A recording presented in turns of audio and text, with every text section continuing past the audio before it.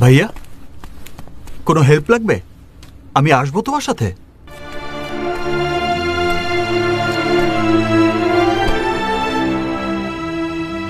আমার কোনো হেল্প লাগবে না রে। তুই পারলে বাবার জন্য কিছু একটা কর। ব্যবসার জন্য যখন যত টাকা চেয়েছিস আমি দিয়েছি। কি করেছিস, কোথায় কত লস করেছিস আমি কোনোদিন জানতে চাইনি, চাইবো না কোনোদিন। যদি টাকা লাগে আমি আরো দেব। তোর চিন্তায় চিন্তায় বাবা অসুস্থ হয়ে যাচ্ছেন, আর হুট করে যদি আমার কিছু একটা হয়ে যায় তখন তখন কি করে বাঁচবি রে সুমন?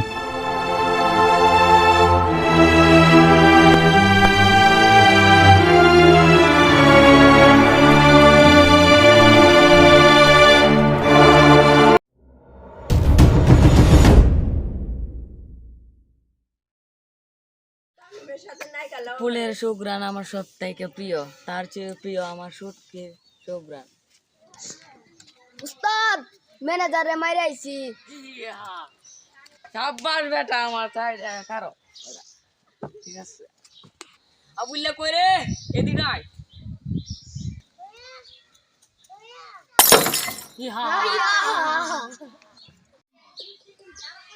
ভালো রে দে কি গেলা তো।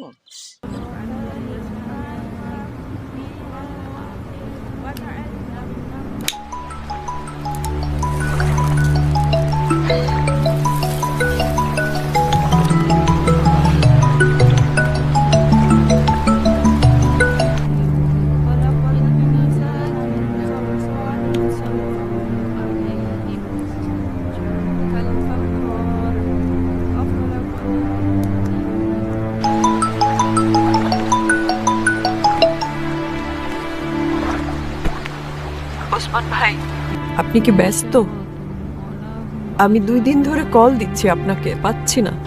ভাবি, নানান কাজে ব্যস্ত থাকি, নানান সমস্যা, আর টেলিফোনটা অনেক ডিস্টার্ব দিতেছিল। ভাবি, সুজন ভাই আজ চলে গেছে, আই আসি। সুজন ভাই তো শুধু আর হার্টনার না, সে আর ভাই। তারে যদি আপনি ভাই ভাবতেন তাহলে শুধু তার লাশটা পাঠাই দিতেন না, আপনিও সাথে আসতেন ভাই। সুজন ভাই মারা যাওয়ার পর সব দায়িত্ব তো আর উপর।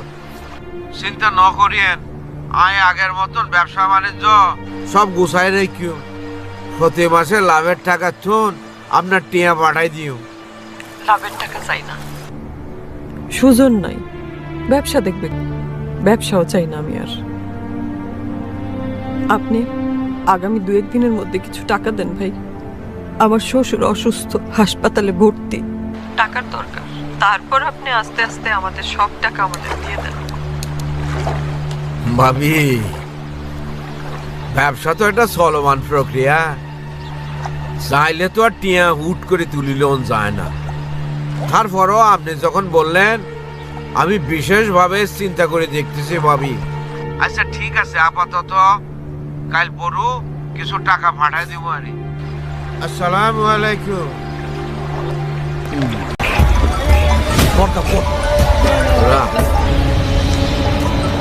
বর্দা ফোন। কে? ভাবি, ভাবি সুজন স্যারের বউ। তো যা টিয়া দিয়ে দে। আমি করতেন দেবো টাকা।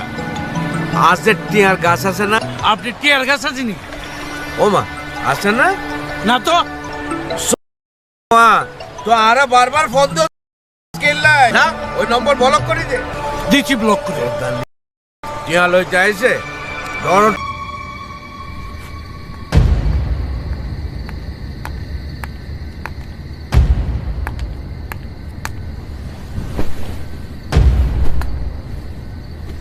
শোনো, তুমি সেজুদিকে তোমার সাথে করে নিয়ে যাও। কালকে সকালে আমি ওসমানের কাছ থেকে টাকা আনতে কক্সবাজার যাব। আমি না গেলে মনে হয় টাকা দেবে না। ও টাকা দেবে না বলেছে? ও সেদিন বলছে পরের দিন দেবে, তারপর থেকে ফোনটাই ধরে না। আজকে দেখি আমার নাম্বারটাই ব্লক করে দিছে। তুমি একা কিভাবে যাবে?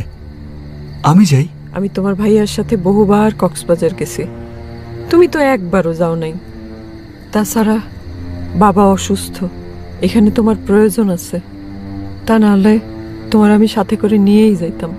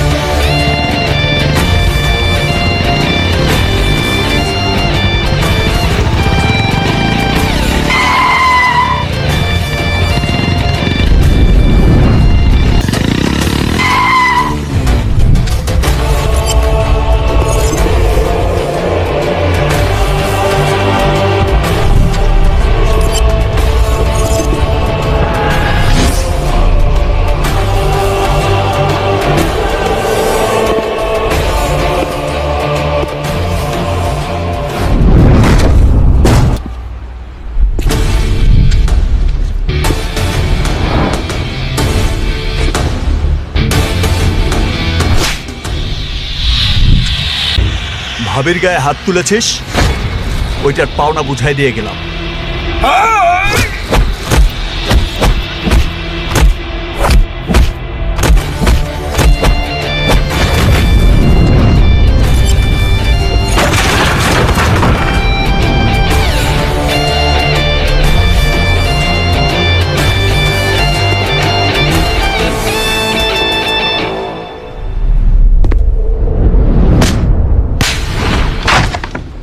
আর এই দুইটা হচ্ছে ভাবির থাপ্পড়ের জরিমানা।